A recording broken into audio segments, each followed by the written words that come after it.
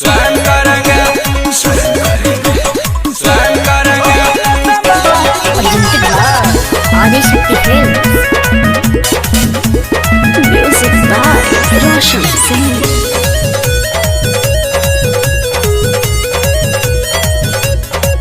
तेरी जीएफ तो चीट करती है, किसी और दीवाने पे मरती है।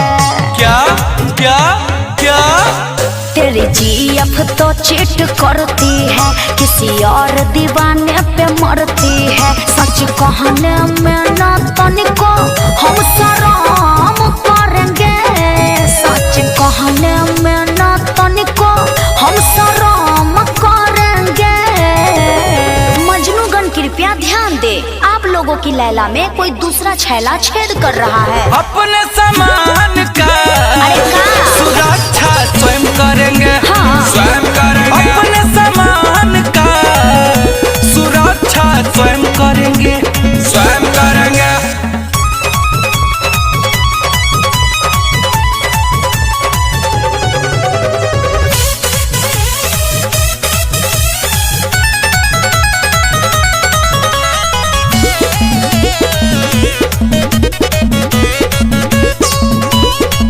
रेड रोजा रोजा बोलती है, मैं देखी फ्लाइंग किस देती है।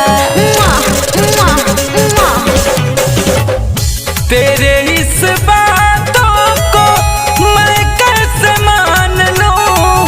प्यार ऐसा होता है क्या मैं भी पहचान लूं? उसकी सारी गलती साबित हम करेंगे, उसकी सारी गलती साबित हम करेंगे। पागल प्रेमी कृपया ध्यान दे, आपकी गर्लफ्रेंड किसी दूसरे के बाह में सो रही है, सो रही है, सो रही है। अपने सामान का सुरक्षा स्वयं करेंगे, स्वयं करेंगे। अपने सामान का सुरक्षा स्वयं करेंगे, स्वयं करेंगे, स्वयं करेंगे, स्वयं करेंगे।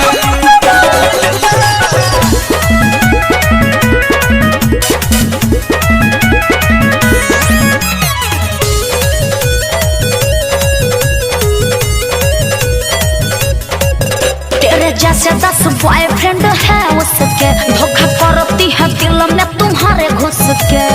कुछ समझ में आया? मेरे मोहब्बत में कसम कितनी खाई है, सब झूठ है। गुंजन अखिलेश को सबक बढ़िया सिखाई है। मेरे से कर लो प्यार, साथ हरदम रहेंगे। मेरे से कर लो प्यार, साथ हरदम रहेंगे। पागल लड़की कृपया ध्यान दे, अपना दाल ना गलाएं। प्लीज ना। अपने सामान का सुरक्षा स्वयं करेंगे, स्वयं करेंगे। अपने सामान का सुरक्षा स्वयं करेंगे, स्वयं करेंगे। Presented by Adishakti films.